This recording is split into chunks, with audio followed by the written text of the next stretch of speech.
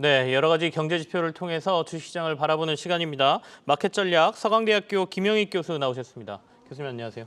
예, 안녕하십니까. 네, 며칠 전에 산업동향이 통계청에서 발표가 됐습니다. 이걸 예. 보면서 저희가 지금 현재 우리나라의 경제 상황이 어떤지 좀 나오는 게 좀 있을까요?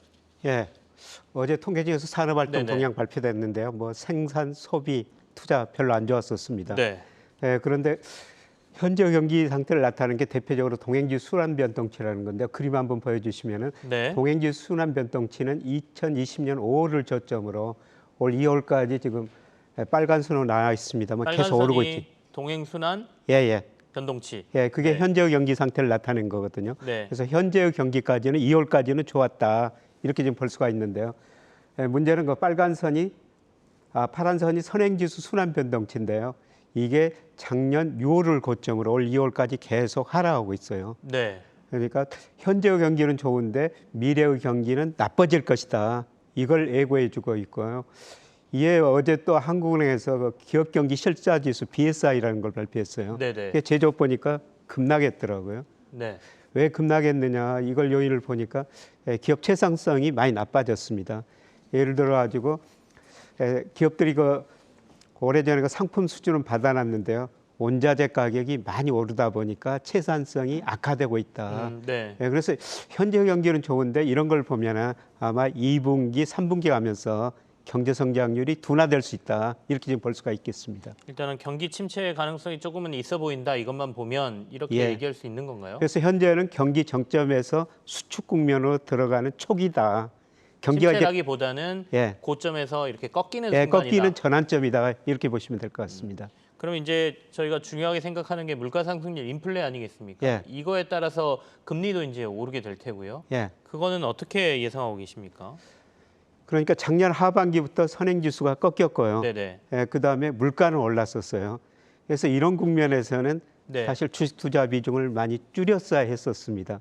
가장 나쁜 주식시장의 가장 나쁜 일이면 경기는 앞으로 나빠질 조짐 보이고 물가는 네네. 오르니까 또 금리가 오를 수밖에 없죠. 그래서 작년 하반기에서 올 2월까지 지금 데이터들이 나왔는데 조만간 다음 주에 3월 소비자 물가가 발표되는데 그림에 나오고 있습니다만은 물가는 올라가고 네. 그다음에 선행지수 순환 변동치 선행지수는 떨어지고 그래서 이런 것 때문에 주가가 작년 하반기로 떨어졌다고 볼 수가 있습니다. 주가의 약세는 결국엔 이런 경기의 하락 국면, 그러니까 예. 정점을 찍고 내려가는 국면을 이미 예상하고 있다 이런 말씀이신데. 예, 그렇습니다. 그러면 앞으로 어떤 국면이 전개될지가 더 중요하지 않습니까? 예, 저는 이제 물가가 네네. 중요한데요. 물가 전년 동월 대비 상승률로 보면은 뭐 4, 5월 하반기로 갈수록 상승률은 많이 둔화되리라고 보고 있어요. 네네. 대신 경기 선행지수는 증가율이 하락폭이 축소되든지 하반기에는 약간 올라갈 수 있다고 보고 있습니다. 그림 하나 보여주시면요. 네네. 제가 선행지수 증가율 마이너스 물가 상승률이에요. 네. 근데 저기가 보면은 주가하고 거의 같은 방향으로 움직이거든요. 그런데 제가 예측해 보면 하반기로 갈수록 물가 상승률은 좀 낮아지고 네. 경기 선행지수 증가율은 증가폭이 축소되든지 아니면 조금 반등할 수가 있거든요. 네. 그래서 저걸 보면은 저는 하반기에는 주가가 반등할 수 있다. 조금 낮다. 예, 물가가 일단 오르는 폭이 축소된다는 얘기가 반갑고요. 예, 그렇습니다. 네. 그다음에 걱정을 좀 덜 내면 하반기는 가야 된다는 말씀이신데. 예. 그러면 저희가 이제 주식 투자자들 입장에선 이걸 어떻게 해석하고 어떻게 들어가느냐가 중요하지 않습니까? 예. 근데 수출입 동향을 보니까 또 무역 수지도 상당히 안 좋은 걸로 나오고 있어요. 예, 방금 전에 네네. 3월 수출입 동향이 발표가 됐는데요.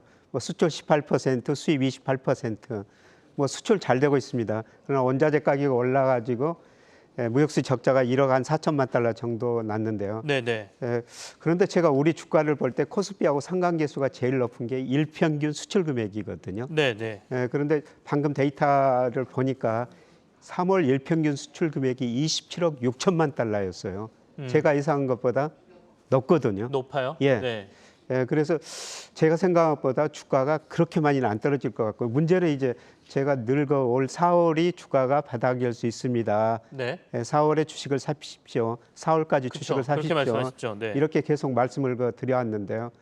이제 4월 일평균 수출이 얼마가 되느냐 이걸 제가 계산해 보니까 전망해 보니까 한 25억 5천만 달러로 네. 3월 27억 6천만 달러보다는 상당히 낮거든요. 이런 걸 반영해 가지고 저는 4월을 주가는 조정이다 이렇게 보고 있습니다.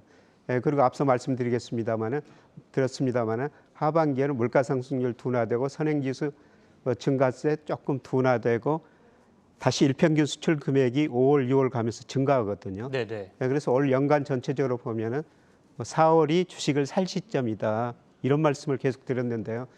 뭐 제가 예상한 것보다 수준은 조금 더 높지만은 방향은 뭐 변화가 없는 것 같습니다. 그럼 조정폭은 조금 줄어들 수는 있지만 예, 그렇습니다. 어쨌든 4월은 좀 약세로 전망을 하고 계시고 예. 일평균 수출 금액을 기준으로 해서 이제 예, 저희가 많이 그렇습니다. 보니까 예. 그러면 도리어 하반기를 노리면서 4월 조정 올 때 조금씩 담아두는 게 좋겠다 이런 말씀으로 저희가 이해하면 되겠네요. 예, 그렇습니다.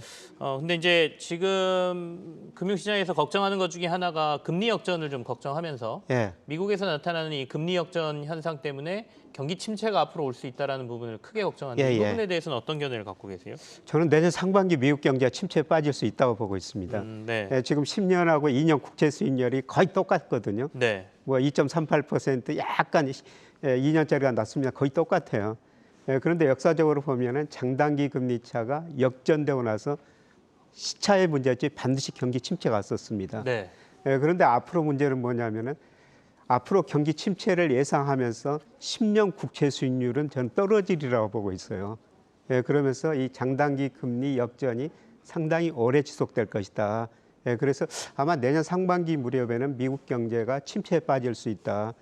그래서 제가 그 하반기 주가 상승한다고 우리 주가 상승한다고 말씀을 드렸습니다만 네네. 이게 추세적인 상승은 아니고 박스권에서. 박스권에서 상단에 가는 과정이 하반기고 아마 내년 상반기는 미국 경제가 세계 GDP에서 25% 차지하고 있기 때문에 뭐 미국 경제가 나빠지면 전 세계 GDP 성장률도 낮아질 수밖에 없죠.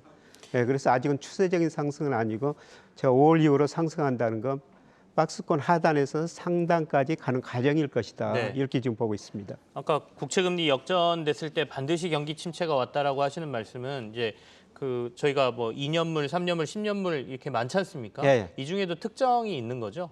보통 10년물하고 2년물 차이입니다. 10년물하고 2년물의 역전이 오면 데이터상으로는 통계상으로는 반드시 침체가 왔었다. 그래서 미국 경제학자들이 실제로 논문도 쓰고 있는데요. 복잡한 거시경제 모델보다 10년하고 2년 국채 수익률 차이가 미국 경제 성장률을 예측을 훨씬 더 잘해주더라. 네.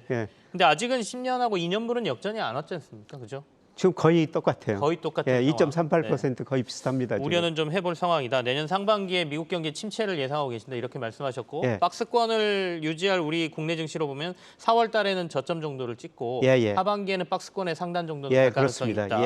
그걸 고려해서 매매를 해라 이런 말씀이시네요. 그렇다면 이제 전체적으로 조금 더 길게 봐서 거시경제 환경까지 좀 봐서 우리 주식 투자를 지금 어떻게 해야 되는지 좀 조언을 해주시죠. 뭐 추세적인 상승이 아니기 때문에 기대 수익률은 더 낮춰야 되겠습니다만은 저는 뭐 9월, 10월까지는 박스권 상단에 가는 과정이기 때문에 뭐 5 내지 10%는 오르리라 보고 있거든요. 그러면 뭐 개별 종목은 많이 오를 수가 있고요. 그리고 최근에 우리가 지금 삼성전자 이런 주식이 계속 좀 지지부진한데 저는 삼성전자 주식 같은 것도 오르리라고 생각해요. 제가 뭐 우리 원달러 환율을 결정하는 미 달러 지수, 그다음에 중국 이하나 지수, 경상수지, 한미일 금리 차 이런 걸 분석해 보면요. 지금 환율 1,220원대 환율은 너무 높거든요. 저는 그 환율이 머지않아 1,150원으로 떨어지리라고 보고 있어요. 환율이 떨어질 때 외국인들이 우리 주식을 샀거든요. 그러면서 우리나라 대표 우량주를 외국인들이 아마 5월 이후로 3분기까지는 살 수 있다. 그래서 지금 부진한 이런 주식도 같이 오를 수 있다. 이렇게 보고 있습니다. 최근에 엔화의 약세는 어떻게 해석하고 계십니까? 123엔까지 올라왔는데요. 150엔까지 간다는 얘기도 지금 나오고 저는 뭐 거의 정점에 와 있다고 생각하고 있습니다. 가장 중요한 거는 뭐 미일 금리 차하고 달러 강세인데요. 저는 달러가 그렇게 오래 강세로 갈 것 같지는 않습니다. 미국 대외 불균형이 워낙 심화됐거든요. 미국 순부채가 18조 달러고 GDP 대비 74%나 됩니다. 이런 걸 고려하면 달러가 장기적으로 하락할 가능성이 높고요. 조만간 저는 달러 같이 하락하리라고 보고 있습니다. 그래서 엔달러 환율도 거의 123엔 뭐 이 정도면 거의 정점에 와 있다 이렇게 보고 있습니다. 네, 알겠습니다. 서강대학교의 김용익 교수와 함께 마켓 전략 같이 고민해봤습니다. 감사합니다. 네, 고맙습니다.